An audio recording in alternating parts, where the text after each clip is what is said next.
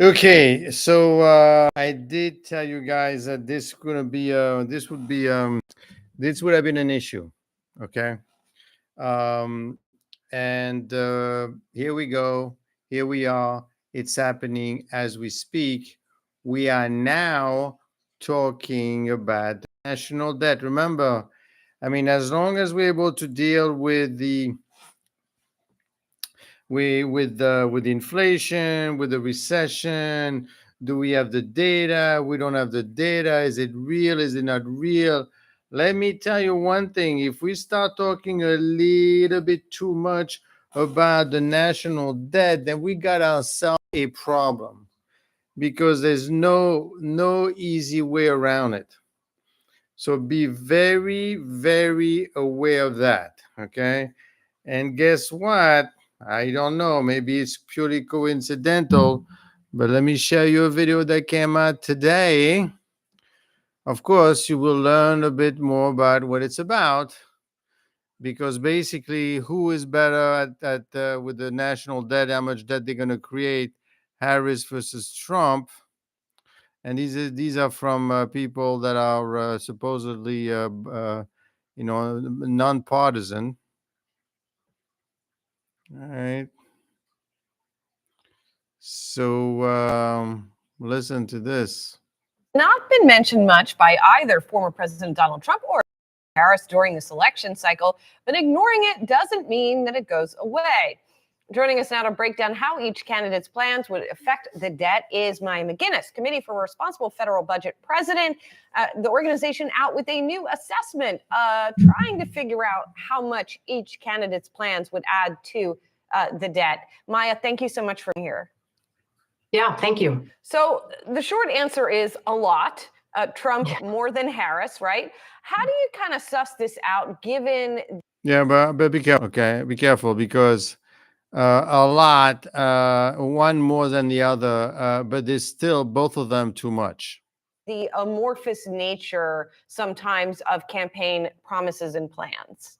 Now, what this means obviously is they could say a lot of things, they could promise you a lot of things, but they don't control much of anything unless they own both the Senate and Congress, which is not going to happen. So at the end of the day, this is just talk and talk and talk, and you're going to make your decision, quite frankly, based on who you like the most or the best. Yeah, 100%. So we know a couple things. One, that campaigns always focus on the giveaways, the goodies, the tax cuts, and the spending increases, and they're going to be less specific on how they would pay for those plans, if they would pay the plan. And second, the details aren't all fleshed out. Some of them have tons of details and spreadsheets. Others are kind of. But you wouldn't understand anyway, right? Even if there were lots of details, they give you everything, that explain everything, you still would not be able to make it out because you're still going to vote for the one that you like the most. Of whimsical throwaway lines. So we go through and we look at every promise from the campaign.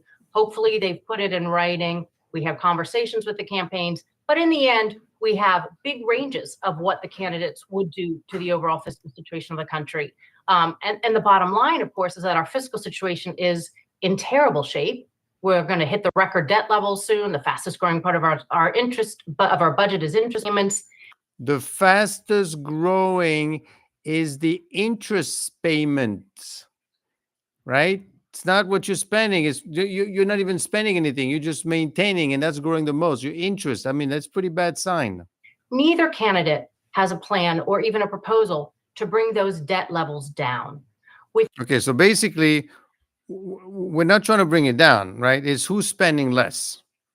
Who is spending less? Well, they shouldn't be spending anything at all, and we should be bringing it down. So we're not even addressing the issue. In the range of candidate Harris, she has on the very lowest range not making the debt any worse, and the highest range as much as $8 trillion, which is a significant contribution. From former President Trump, we're looking at numbers basically twice as high. So we're talking about trillions of dollars. But understand that it should be zero, right? It should be zero as much as possible. Right now, it could be zero on the low end for her, and on the high end, 8 trillion. It should be zeros. You should have in any bars. It should be a whole bunch of zeros here, technically, if you were in the right situation. In fact, it should be minuses. In all likelihood, from both of these sets of proposals, more so for Trump, but neither of them with an overall plan to reduce the debt, which is at this point where we are in our fiscal situation, absolutely what is necessary. But the reason you don't have it is because nobody wants to hear what needs to happen for you to reduce the debt. You're not going to like what they will propose. So, Maya, what about entitlements specifically? What do we hear from Trump and Harris in terms of how they're going to shore up Medicare, Social Security? Not much. Thank you for asking that question, because it barely gets mentioned in the campaign. This is something I've been telling all along, right? We're not talking about it, which is okay. I mean, we could make money in the market going up and down. But the moment these things become press, the moment they start talking about it, the moment we realize there's nothing much we can do about it, then we're going to be in big doo-doo. The two biggest government programs, Social Security and Medicare, both have trust funds that are headed towards insolvency. And when that happens, there will be across-the-board benefit cuts for Social Security for all current retirees and beneficiaries, and across-the-board provider cuts for Medicare. Okay, we're talking 10 years here. 10 years, right? This is, if you look at a past video that I did on that, basically what's going to happen is what happened in Greece, where they essentially cut your benefits and extend your date before you could retire. That's what's going to happen. Meaning there'll be less medical care available. And instead of addressing those very real, very significant problems, we have both candidates promising not to touch benefits for any retiree. And that's supposed to be recurring. But I promise you, if you're somebody who's on Social Security and you know that in roughly a decade, you're going to have I'm promising I won't touch any of it. Yeah, but that's in 10 years. You're not going to, neither one of them are going to be around in 10 years. So they cannot guarantee that. The board benefit cuts of 20%. There's nothing reassuring about that. And it's also not leadership. We know these problems exist. Just look at the trustees report. There are many ways to fix them, but we should have the people who want to be the leader of this country talking about how they would do so, instead of kind of a pander race to out demagogue and out compete each other on scaring seniors and taking things. What do you think they're doing it? Because nobody wants to hear the truth. If Donald Trump tomorrow says, you know what, I'm that's it. You're all going to wait until you're going to wait 5 years before you retire. And I'm going to cut your benefits. Okay. For us to pay for this. You're going to do like something that happened in France, where for 3 weeks they were in the streets because they wanted to extend the retirement age from 65 to 67. Those people were nuts. Okay, so things off the table instead of putting out real proposals with some details of how to address these very important problems. Well, Maya, if history is any indication, they won't solve the problem until they have to, right? I mean, that's kind of how, not to be cynical, but that's kind of how Washington works with a lot of situations. So, I mean, could you argue that if we sort of acknowledge the reality of that and just say, okay, they'll deal with it when the cuts are on the threshold of happening? What would that look like?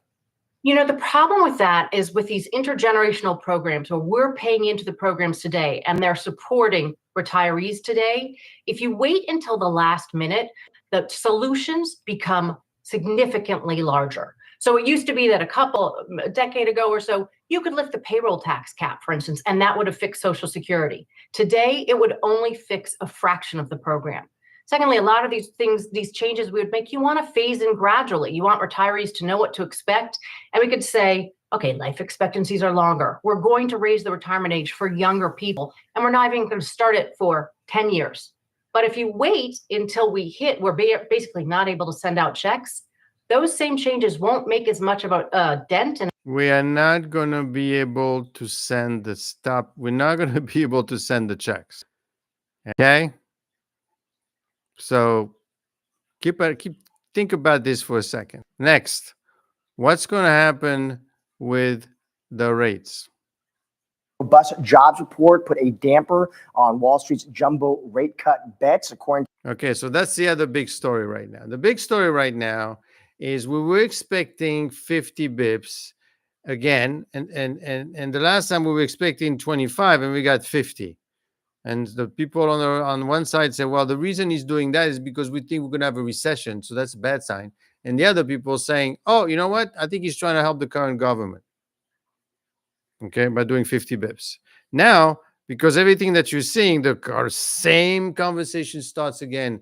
The pandering, the threatening, basically the stock market is threatening. That's why this week is going to suck a lot, because you're not going to hear any positive news at all or any news at all. So they're going to assume, you know what, 25, 25, 25. Then the market's going to say what? Down, down, down, down. The CME FedWatch tool in just 1 week, investors have abandoned the idea of a 50 basis point cut in November. And you could see, right? This is basically in October, September. The last cut was September 18th. So September 30th, we were hoping 65%. We were hoping 25 basis point cut, the 65 basis point cut, and 34. Right? We were thinking, hey, we're going to have potentially, but now it's more like 85% think that it's going to be 25 as opposed to 63. And even some of them may think that we're going to have 0% cut. Nearly 15% are predicting the Fed will leave rates actually unchanged at its next meeting. And our next guest says there's no case for another cut. We're joined now by Torsten Slok, chief economist at Apollo Global Management, parent company, of course, of Yahoo Finance. Torsten, great to see you as always. Let's start, Torsten, state of the economy. So just to let you know, Torsten basically believes that there is no recession and we are just okie dokie, okay? Economy, that better than expected jobs report we did get, Torsten. I'm curious to get your take on that jobs report, what you made of it. What do you think the Fed made of it? Well, I think that the economy is actually still doing quite well.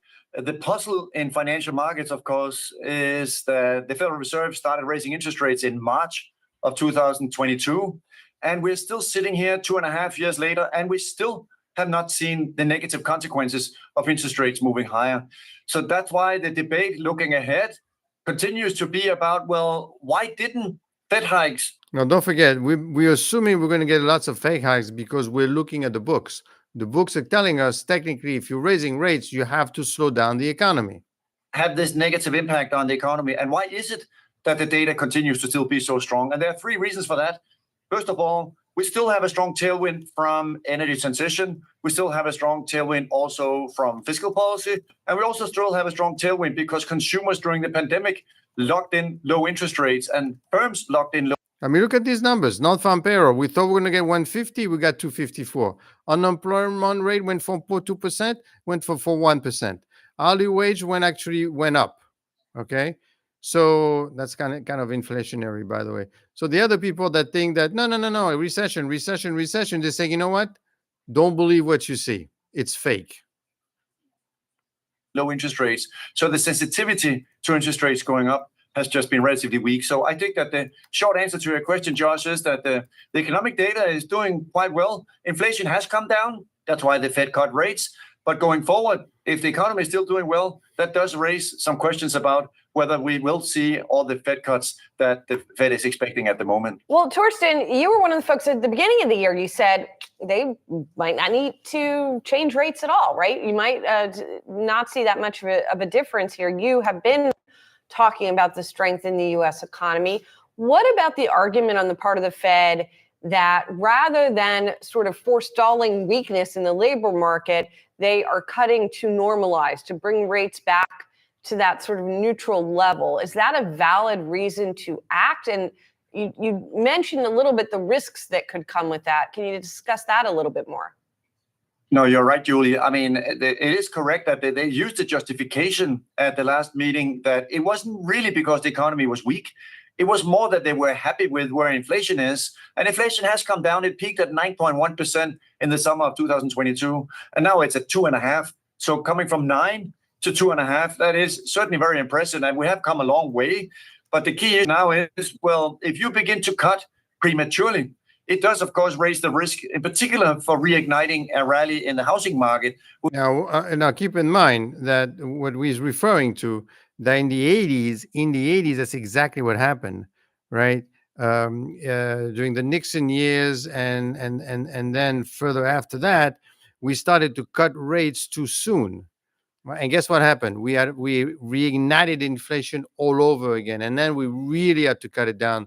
And this is when Paul Volcker came in, and then we had stagflation, inflation, and recession. We're already seeing various indicators on housing beginning to show much more sign of life. And most importantly, the risk, of course, is if home prices begin to go up again. Housing has a weight of 40% in the CPI basket. We could also begin to see inflation begin to move higher. So that's why it's a very delicate balance that they are trying to walk here between, on the one hand, they do want the economic data to be good, but they also don't want. And don't forget, if somebody gets elected and starts spending money, bring into the system, right? That's also going to increase inflation. Inflation to begin to move higher. Torsten, you mentioned inflation cooling. I want to talk about oil for a second here. I was talking with Julie at the top of the show about this move we're seeing, Torsten, geopolitical risk front and center. Does Israel hit Iranian oil facilities? The move higher we're seeing, Torsten, how, as an economist, are you thinking through that move? Well, that's a lot of troubles. If on top of that, oil prices go up, if oil prices go up, then that inflation is going to go up. And possible ripple effects. Yeah, so for every $10 increase in oil prices, then inflation, depending on exactly whether you look at core or headline, but broadly speaking, inflation will go up by roughly 0.3%.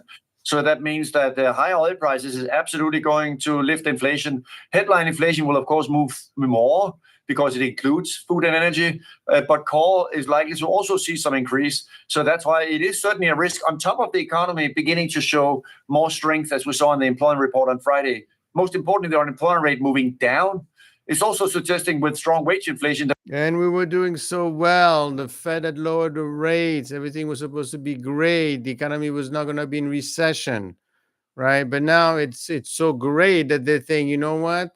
We are going to have a problem with inflation all over again. So now are we going to really have it or not? We don't care. We don't know. The point is that they're talking about it. They're thinking about it. And that's where you're seeing the market acting and starting to vomit all over again.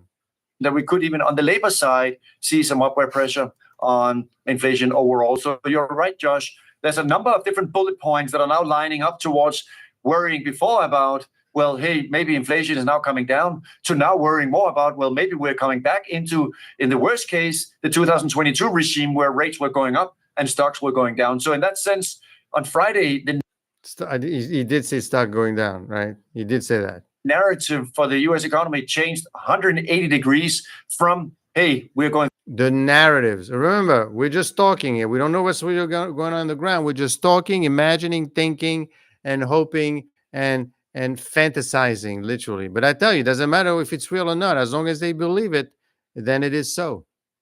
And through a slowdown to now renewed fears about, well, maybe we should worry about a reacceleration. Torsten, you mentioned that wage. And of course, the people that believe that we're in a recession, they must say, are we crazy? Is he nuts? We're going to have a recession. What are you talking about? We're accelerating all over again. Wage stickiness. And something I've been trying to get at with economists is, has it ever happened that wages have been rising and it hasn't had that much of an upward effect overall on inflation? You're absolutely right, Julie. That basically never happens. So that's another way of saying, I mean, if we just think about the data, and also now we're about to go into the earnings season, if the data is still strong, if the earnings season is still strong, you can't argue that, oh, then the labor market is weak, but that's just a small thing. No, it must be the case if the economy is strong, then the labor market is also strong. If the economy is weak, well, then the labor market is also weak. And exactly as you're highlighting, if inflation in wages, which now came in at 4.0 on Friday, then we should also expect that to show up. It's basically wages are going up. If people are getting more money, you're going to get more inflation.